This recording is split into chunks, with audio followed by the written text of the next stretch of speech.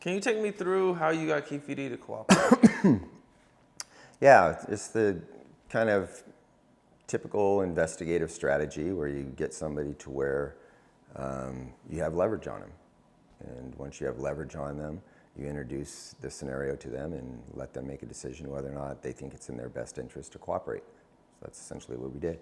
Built a drug case against him that was going to put him potentially in jail for the rest of his life, and said, here's your opportunity to mitigate that situation and tell us the truth about what happened in Tupac's murder or Biggie's murder, whichever you happen to be involved in.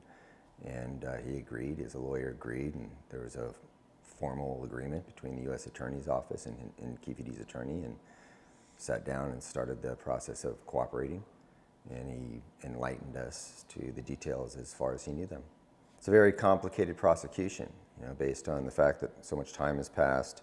We don't get that information till like 2009. A lot of the witnesses and co-conspirators were dead. Keefe D's a convicted drug dealer, a known gang member. He's perjured himself before, so his own credibility will be in question. And now you're taking his information, and he has immunity in regard to his own confession. And so now we can only go after co-conspirators, all of whom die with the exception of Puffy. Puffy now is, an iconic music figure with hundreds of millions of dollars, and you're not going to have a very practical likelihood of prosecuting him based solely on the testimony of a known gang member, convicted drug dealer, ex-convict, and who has changed his story several times. So the prosecution in Las Vegas realizes that this is, most likely never going to result in a conviction. Just don't have the credibility in the witness to bring this forward, and that's the problem with it. Okay. Does anybody know what happened to the gun? No, not for sure. Nobody knows exactly what happened to the gun. What happened, Keefe, did you say they went back?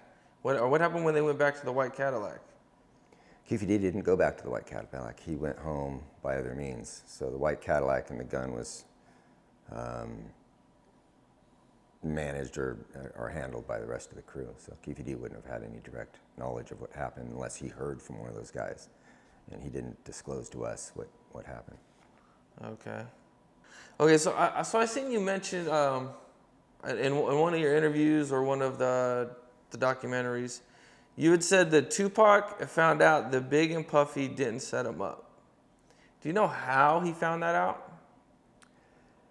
I don't know, other than talking to people and finding out that it was, this other crew having to do with James Rosemond, Jimmy Henchman, and then realizing that, okay, yeah, this has something to do with something entirely different, and kind of back down from that initial response that he thought they'd set him up. Okay, so as far as you know, he actually believed they set him up at first. I think so, yeah. I mean, at least that's, if you listen to some of the words of his songs and some of the statements that he's made, that would have been, I think, a fair interpretation of that. Why was Southside, Crips suspects in Biggie's murder? Again, as the theory began to be developed that there was money owed as a result of Tupac shooting in Las Vegas, and that they were there to collect money. They weren't getting the money that had been agreed upon. This is the theory. And that they retaliated by shooting Biggie because they weren't collecting. Okay.